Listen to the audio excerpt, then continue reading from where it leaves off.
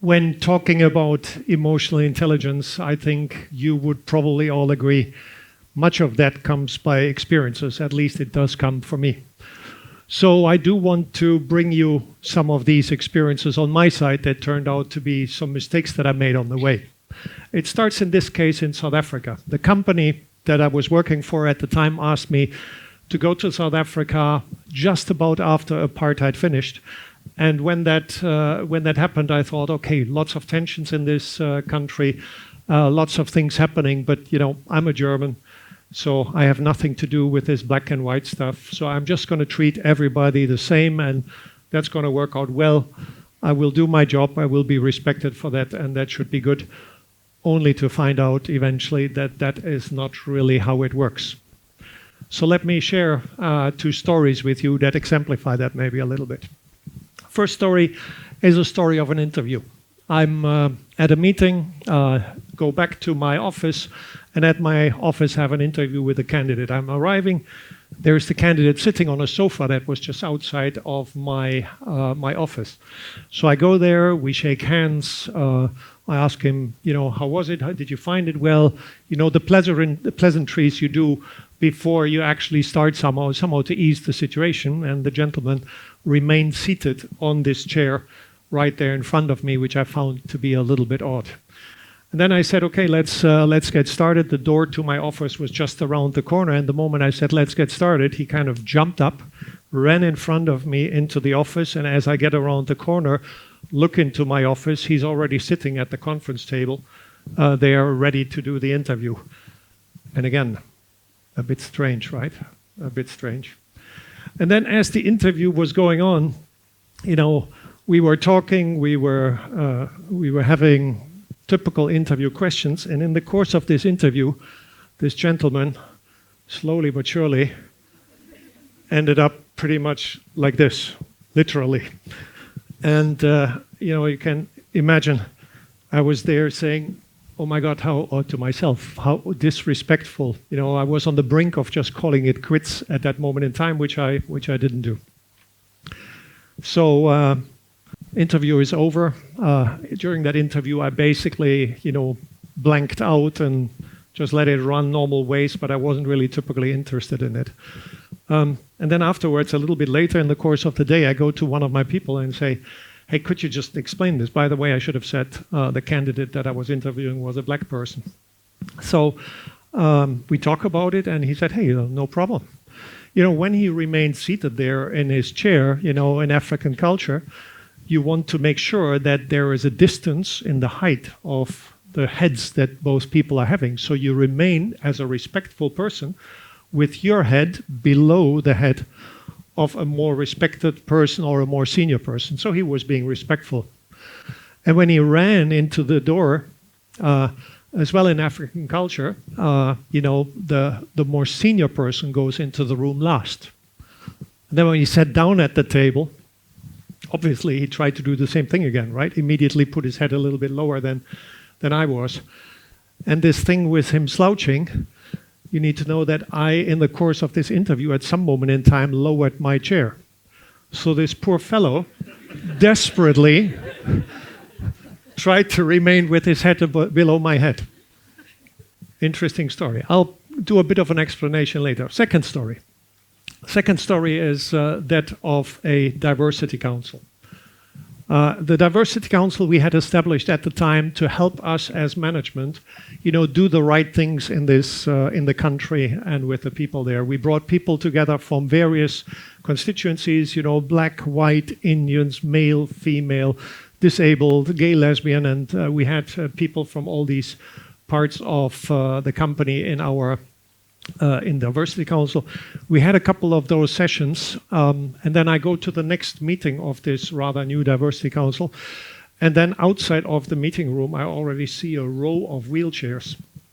And, we come into the room, and then as we're getting started, the guy that was representing the people with disabilities said, guys, I have to tell you, this was awful what we did last meeting.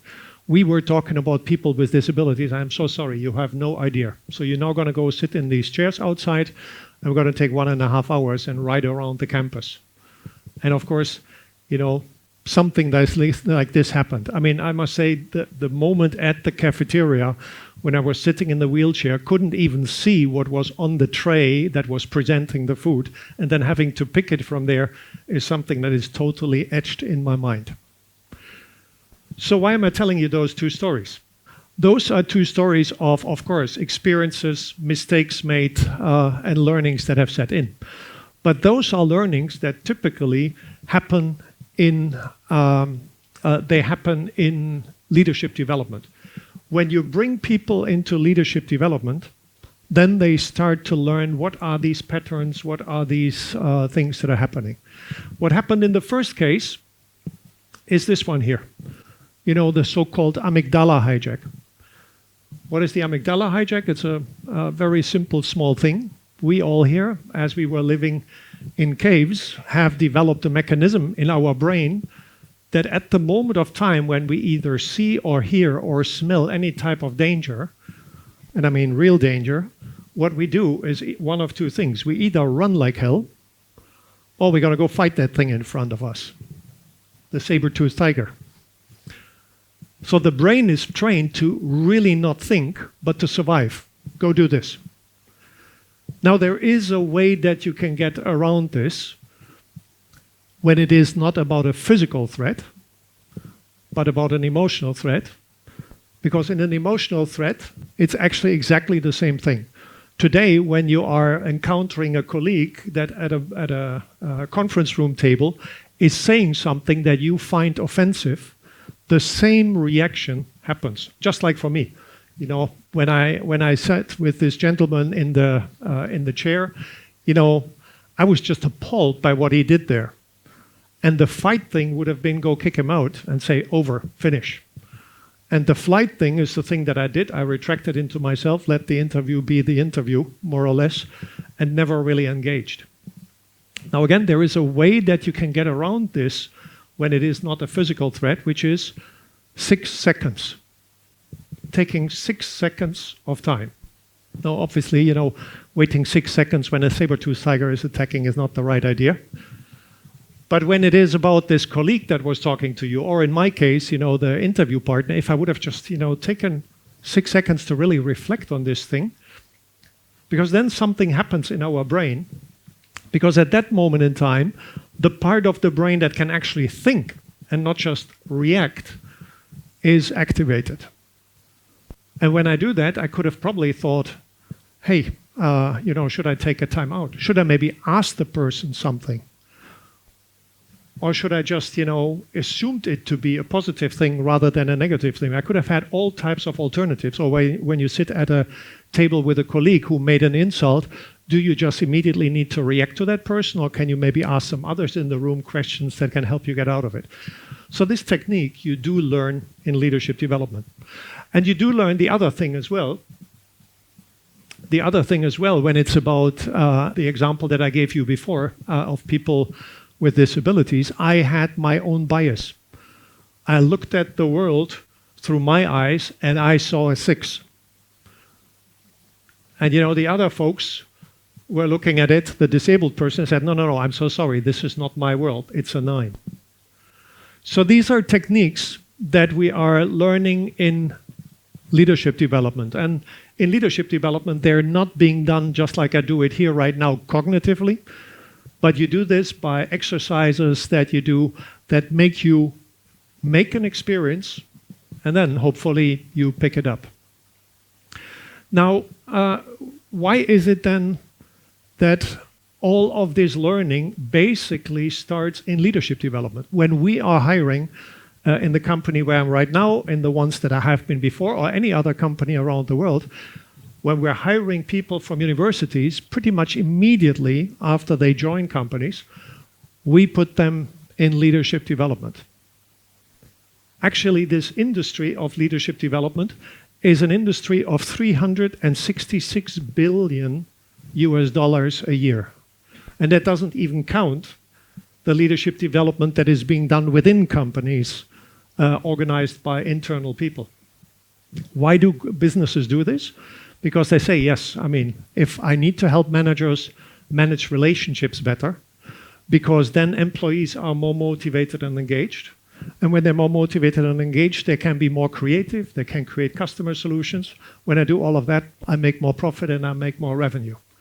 So a process that is really very well known, and companies are investing big time, and it happens after university. Actually, if I would ask you here in the room, what is it that you remember out of university times, and where have you made these learnings about how to collaborate, how to work best together most of the time?